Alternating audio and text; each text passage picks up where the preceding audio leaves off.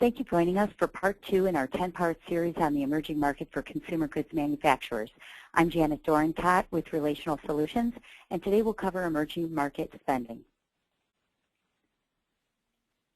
According to McKinsey & Company, by 2025, more than half of the world's population will have joined the consuming class, driving annual consumption in emerging markets to $30 trillion or more.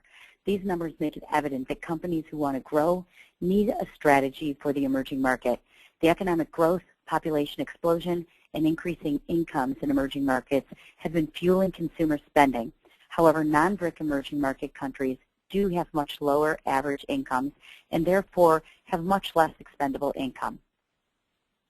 According to a Euromonitor report, between 2004 and 2013, BRIC economies doubled in size.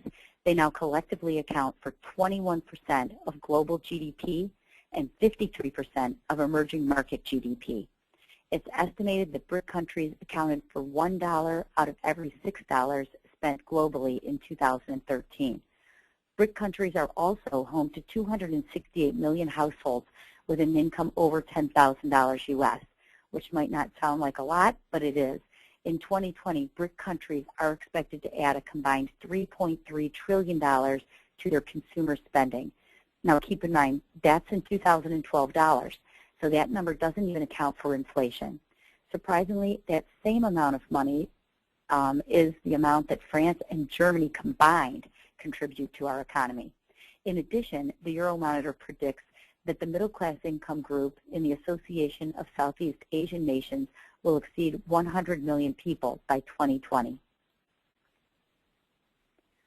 South Sestopoulos of AllianceBernstein recently analyzed the contents of 70 refrigerators in rural and urban homes across 12 developing countries from Chile to China. And although they recognize that it's not a huge sampling, it's not a statistical sampling, they were attempting to find patterns that suggest what households would likely buy. The survey from AllianceBernstein shows items found in the refrigerators from the homes surveyed based on income. Food items included basic items like eggs, fruits, vegetables, and some pre-cooked foods. Working class people had a higher percentage, about 85% of their refrigerators accounted for what they are terming efficiency items.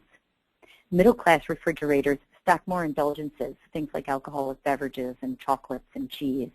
And affluent households focus more on health-conscious products, things like low-fat yogurt and fruit juices that were 100% real fruit juice.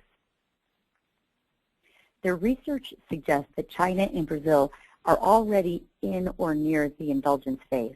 So companies that make products like beer and butter and chocolates would benefit from their rising incomes. Indian families are still buying refrigerators and purchasing mainly efficiency items like milk and eggs. A recent Fortune article recently claimed that consumers first spend their money on food items that have a lot of calories. Next, they tend to spend their money on personal care products, and then on things like appliances like air conditioners and refrigerators. But research also shows that they will sacrifice food and toiletry items for things like electronics, mainly cell phones. Part 3 will discuss emerging market population growth. For more information, please subscribe to our YouTube channel, follow our blogs, or call us to learn more about our solutions in the emerging market space.